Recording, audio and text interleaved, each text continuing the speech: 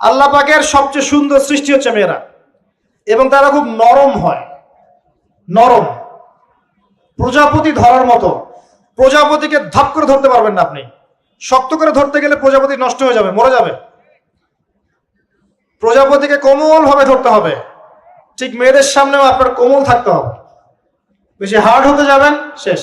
আমি আপনার গার্লফ্রেন্ডের সামনে কোমল হতে বলি নাই, আপনার ওয়াইফের সামনে হতে বলেছি। কোমল থাকলে আপনি জিতে যাবেন।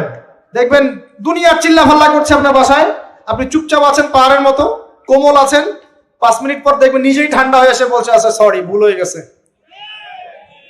আর যদি আপনি চিল্লা ফাল্লার কাউন্টার দিতে যান, তাহলে দেখবেন সুটকেস গোছানো শেষ, বাবার বাড়ি চলে গেছে।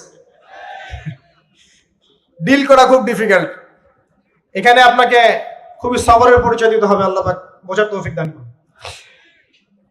আর আমরা মা বোনদেরকে রিকোয়েস্ট করব, 4টা মূলনীতি মেনে কাপড় চোপড় পরবেন। আপনার কাপড়টা এমন হবে না যেই কাপড়টা পরলেও অঙ্গ প্রত্যঙ্গ দেখা যায়, বোঝা যায়, এমন হবে না। কাপড়টা এমন হবে না এত টাইট ফিটিং যে আপনার অঙ্গের উঁচু নিচু অবয়ব বোঝা যায়, এমন হবে না। কাপড়টা এমন হবে না যেটা অমুসলিমদের পোশাক, আর কাপড়টা এমন হবে না যেটা পুরুষদের পোশাক। এই মূলনীতিগুলো মেনটেন করে কাপড় পরবেন ইনশাআল্লাহ। এছাড়াও মেয়েদের কথায় পর্দা আছে, চলনে পর্দা আছে, ওঠা বসায় পর্দা আছে। নামাজ পড়ার সময় তাদেরকে কিছুটা শালীনভাবে নামাজ পড়তে হয়, তাদের চোখের দৃষ্টির মধ্যে পর্দা আছে। এগুলো কে শিখাবে এখনকার মেয়েদেরকে? সবসময় বিজি দেখবেন নতুন কোন সিরিয়াল আসছে, নতুন কোন ফ্যাশন আসছে, নতুন কোন পার্লারে কি আসছে, কোন কাটিং আসছে, কোন নায়িকা আসলো। ওই যে বাংলাদেশে কোন এক নায়িকা আসছে, তাই নিয়ে মিডিয়াতে এমন তোলপাড়, মনে কি নাকি একটা অবস্থা। আল্লাহর কাছে তোমার কি মূল্য আছে হে? আল্লাহর কাছে তোমাদের কি মূল্য আছে? তোমরা কি 5 ওয়াক্ত নামাজ পড়ো? তোমরা কি পর্দা করো? তোমাদের মধ্যে হায়াবোধ কিছু আছে? তোমরা মানুষকে ভালো কিছু শিখাও, সমাজকে ভালো কিছু দাও, শালীন কিছু দাও। আল্লাহর কাছে তোমাদের কি মূল্য আছে? নবী সাল্লাল্লাহু আলাইহি ওয়াসাল্লাম তো জাহান্নাম দেখে সেই কথাটাই বলেছেন, আমি জাহান্নাম দেখে আসলাম, সেখানে বেশিরভাগ অধিবাসী হচ্ছে মেয়ে, নারী। কি কারণ? তারা এমন কাপড় চোপড় পরে বাইরে ঘুরতো যেই কাপড় পরেও তারা নগ্ন থাকতো। আমি কি ব্যাখ্যা করতে হবে? আপনি দেখতে পারেন না? এবং তারা স্বামীর সাথে কুফরি করত। সারা জীবন স্বামী যদি তাদের ভরণ পোষণ দেয়, ভালোবাসে, মহব্বত করে, তাদের জন্য জীবনটা ক্ষয় করে ফেলে, এক পর্যায়ে গিয়ে বলবে সারাটা জীবন তোমার কাছে কিছুই পাইলাম না।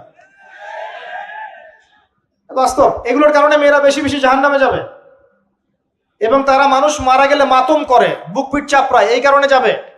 এবং তর্ক লাগলে অভিশাপ দেয় বেশি, এই কারণে যাবে। আল্লাহ পাক আমাদের মা বোনদেরকে হেফাজত করুন। তবে একটা হাদিস আছে সুসংবাদের।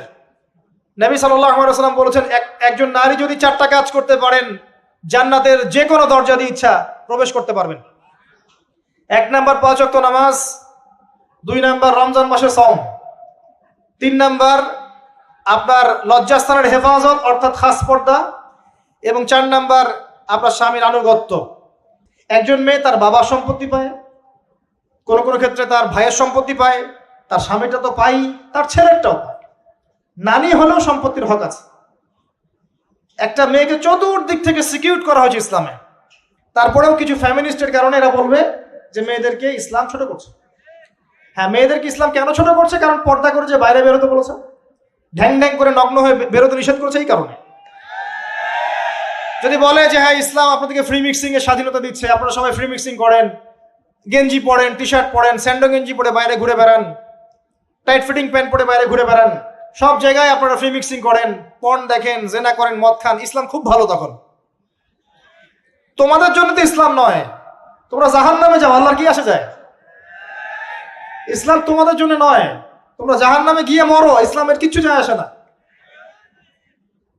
আল্লাহর ওয়াস্তে পারিবারিক আদর্শের দিকে ফোকাস করেন প্রিয় ভাই। নিজে জাহান্নামের আগুন থেকে বাঁচান, পরিবার বর্গকে বাঁচান।